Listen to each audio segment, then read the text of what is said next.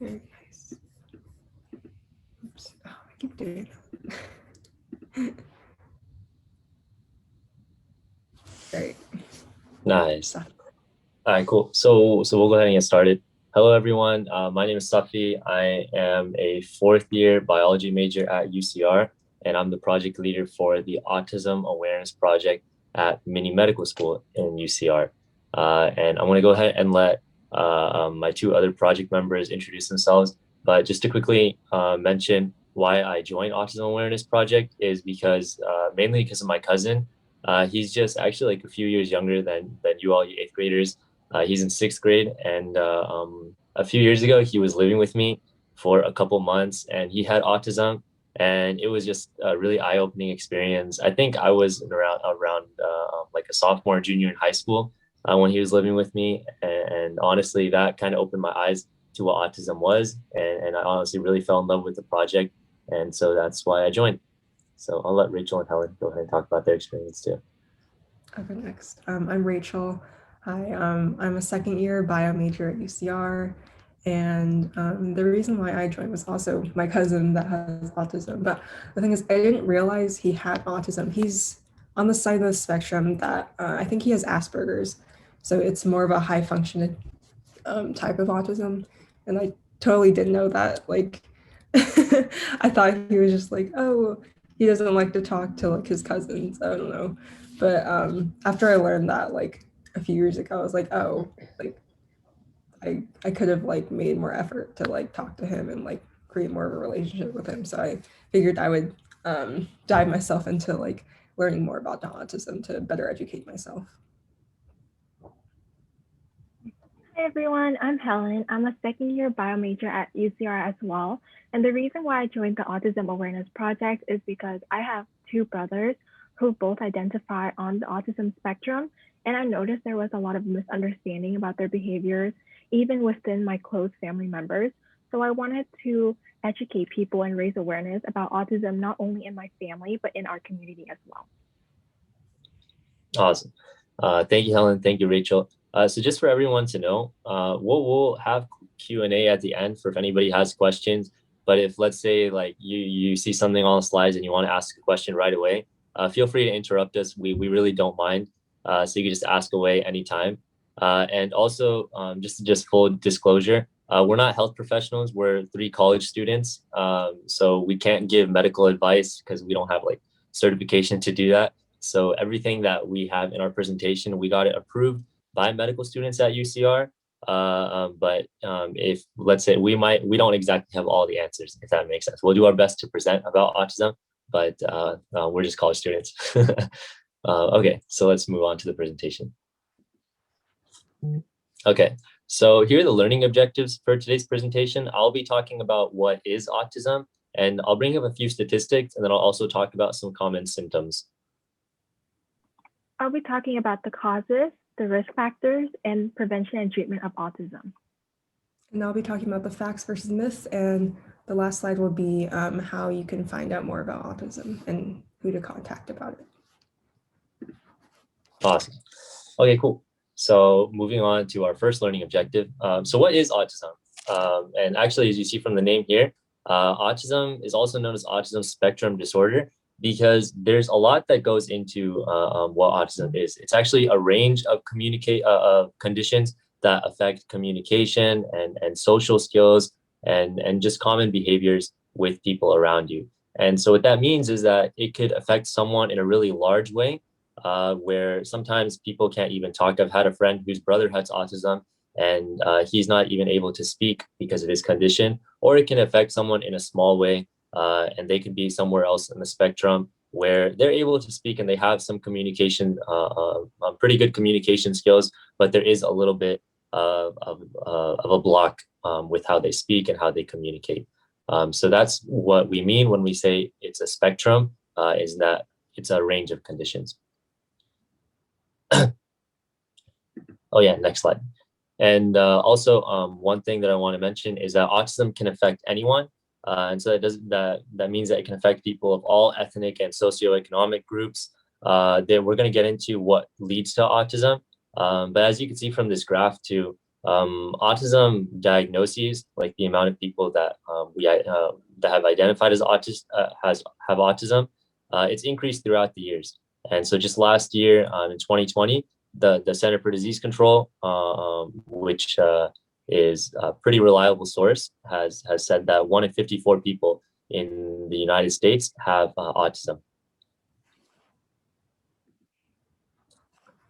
And just another statistic is that over 120,000 people live with autism spectrum disorder in California, and 13,000 of those are in the Inland Empire, so where we're living right now.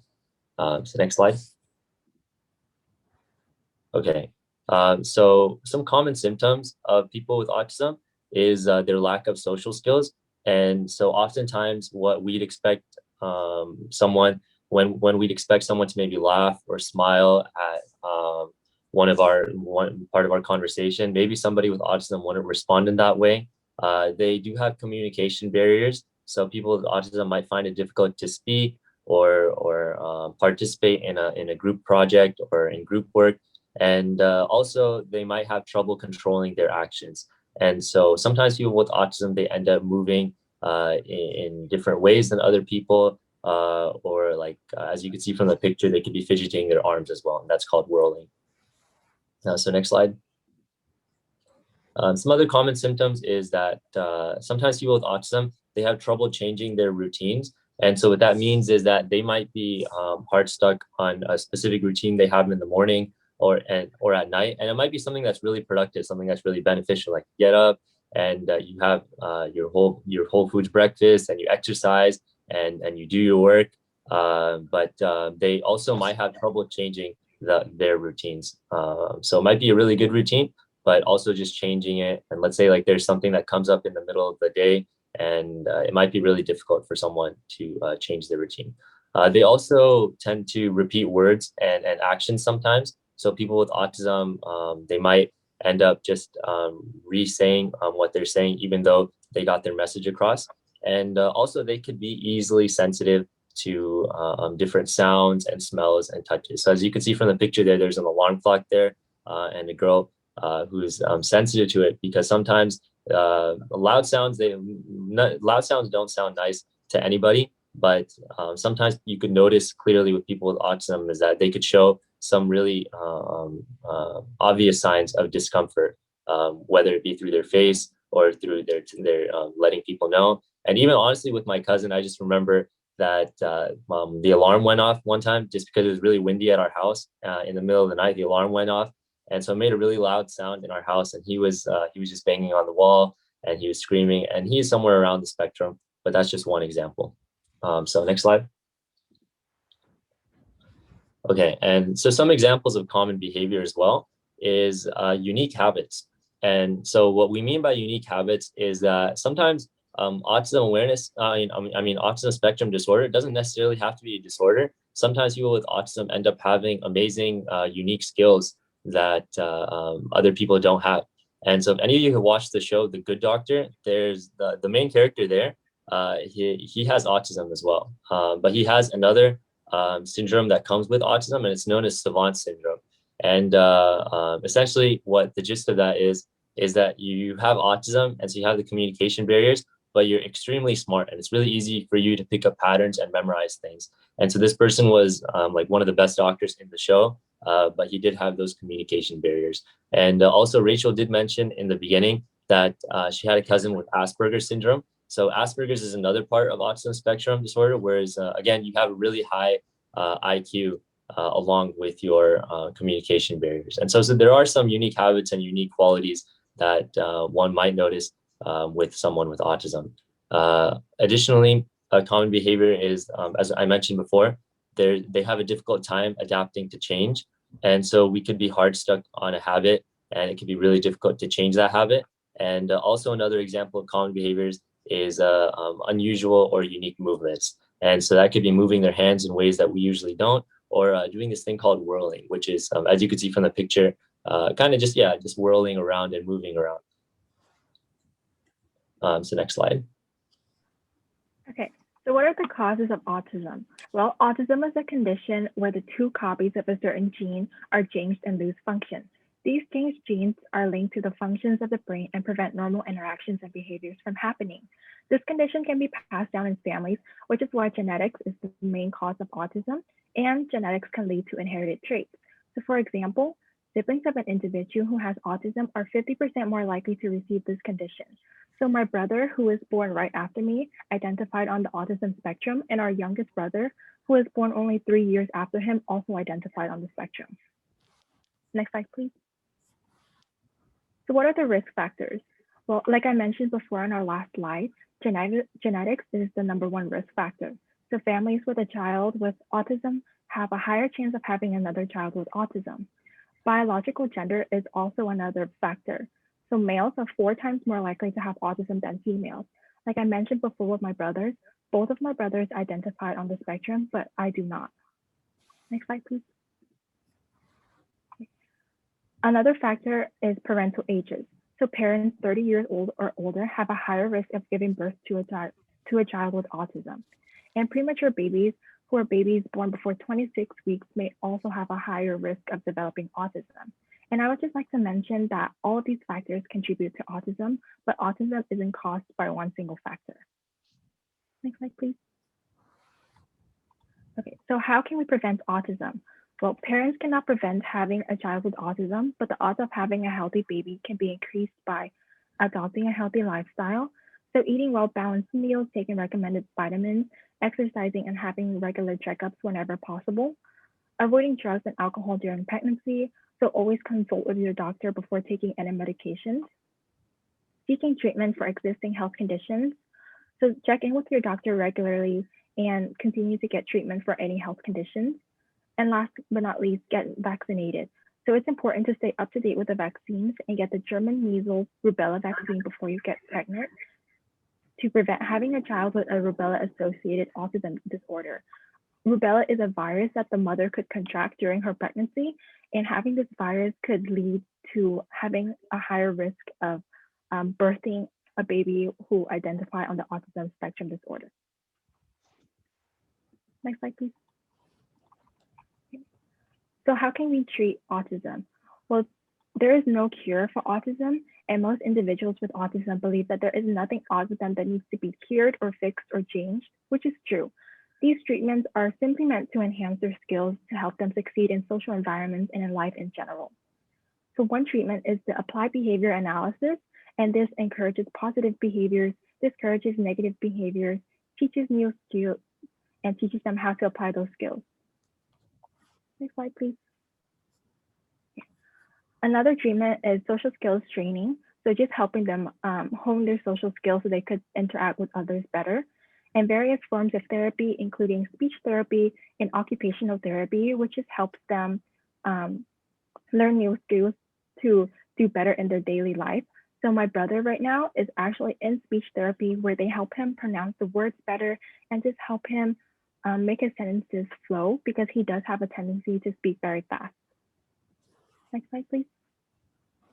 All right, so on to the facts and myths.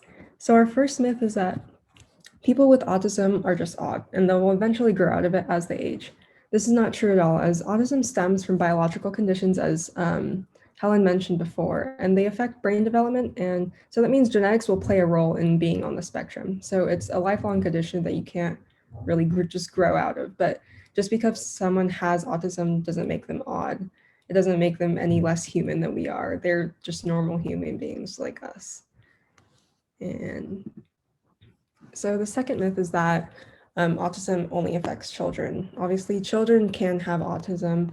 It's actually quite common that people are diagnosed with autism when they are at a young age. But this doesn't mean that only kids can have autism. Children with autism will grow up to be adults with autism. Like, for example, my cousin that I mentioned before in the beginning, he's like 23 right now, maybe. I'm not sure his age, but he's an adult right now and he has a job right now, and you know, yeah. So yeah, any autism can affect any like age range. There's no limits to that. And then the third myth is that autism has been steadily increasing in the last 4 years.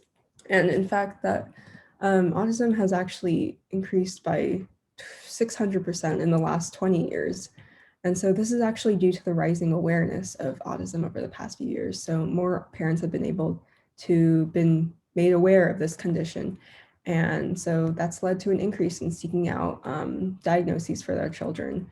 And this is great because the more children that are diagnosed that are on the spectrum, the more easy it is for them to get the treatment that they need and the proper resources that they need to help them and hone in their skills and help with their communication.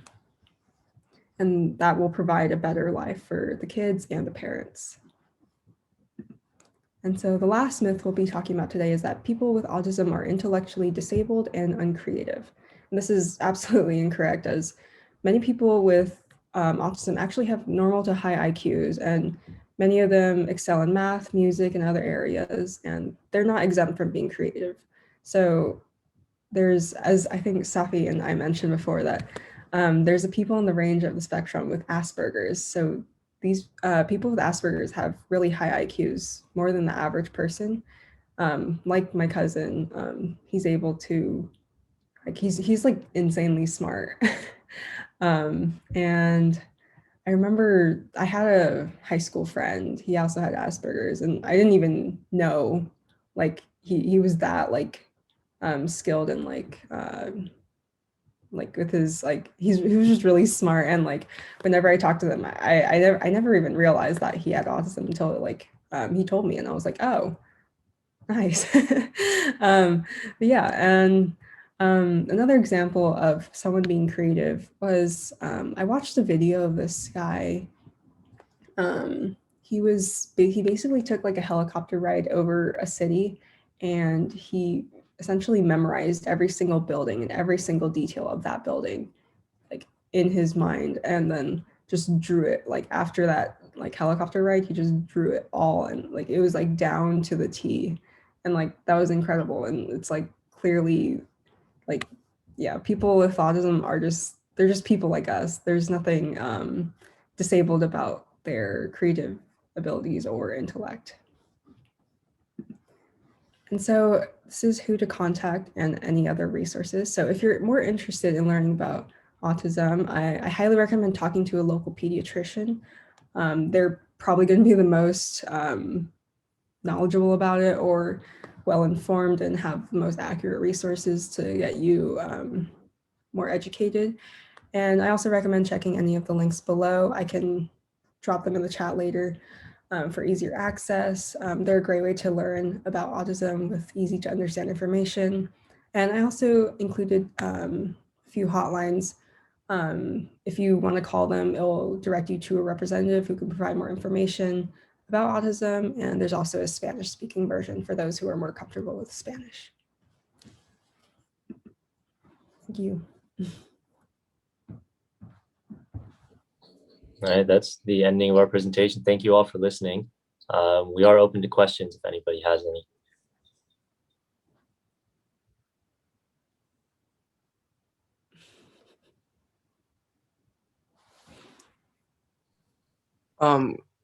If a certain person doesn't get autism when they were like younger children, can they kind of develop it when they're adults? Yeah, that's a good question. Sorry, is it Tejas? Tejas. Tejas.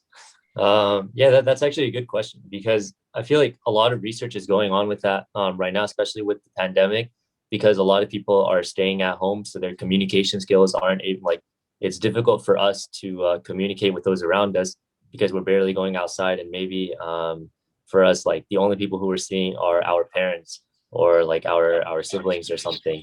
And so typically autism is diagnosed like when you're at a really, really young age. And if you end up getting diagnosed in the middle, like in your 20s or your 30s, it's expected that you probably had it when you were younger. It's just that people didn't notice it at that moment, or you didn't go to the doctor during that time.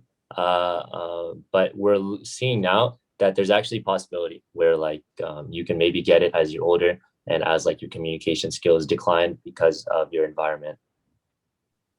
Thank you. And then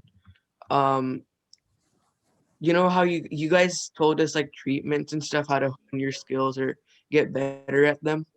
Can you fully grow out of autism, like fully get rid of it, or is it something that stays with you forever? Yeah, that's a good question too. I want to see if maybe Helen or Rachel want to answer. Well, I mean, I think that was one of the facts and myths.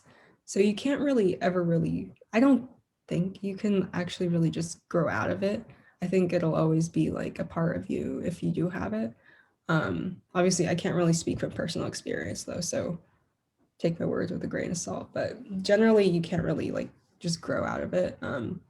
But of course, I'm sure like you can, like, I don't know how to like say this, but yeah, you can definitely like improve on like your skills with communication.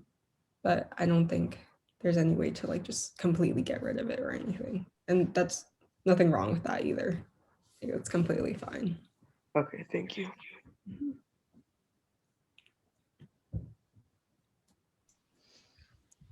You guys can put your questions in the chat too if you're a little timid to speak up.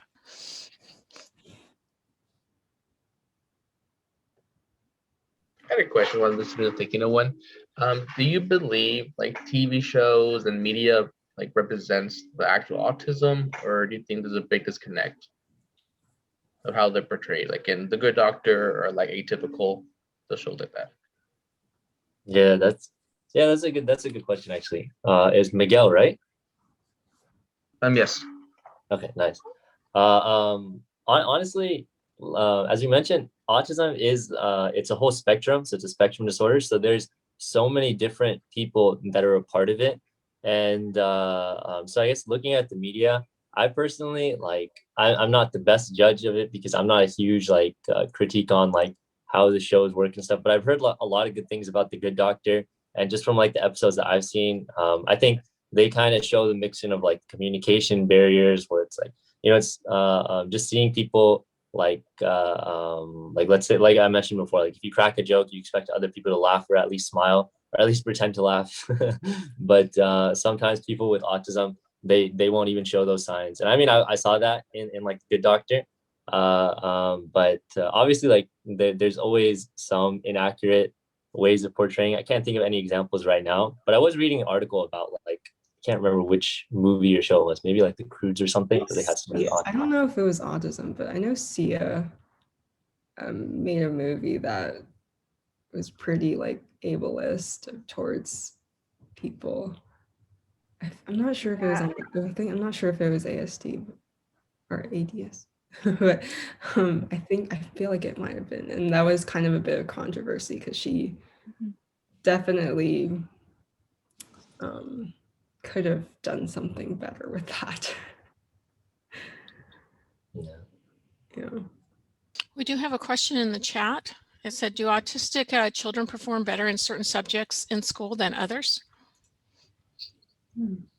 Yeah, that's a good question. Let me just see. It was by Reese. All right, cool. So that kind of depends. Again, it's hard. It's honestly, it's really hard to say because of how large the spectrum is for autism.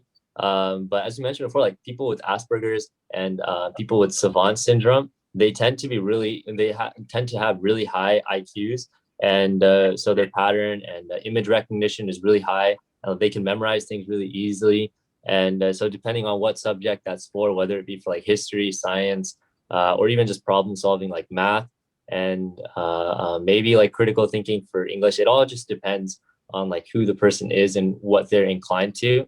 But like there's definitely a possibility. I think one thing that we want to hit hard on with our presentation is that someone with autism really has the capability of being just as smart as the person sitting right next to them.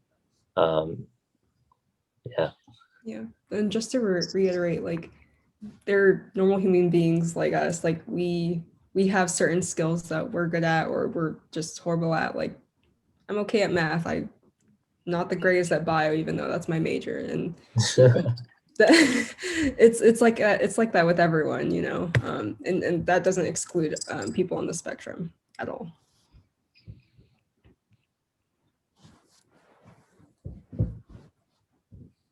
Any more questions, students?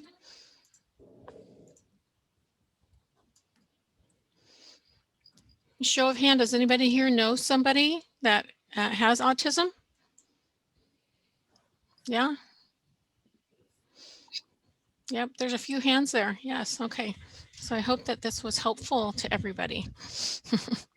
Yeah.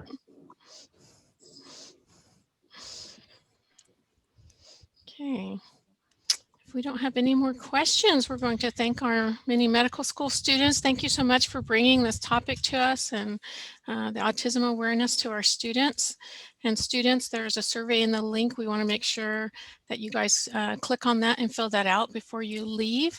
But thank you so much, UCR many medical school students, for coming and seeing us. We appreciate it. Thank you. Thank you for having us. Bye, everyone. Have a nice day. Yeah, thank you so much. Bye, everyone. Bye.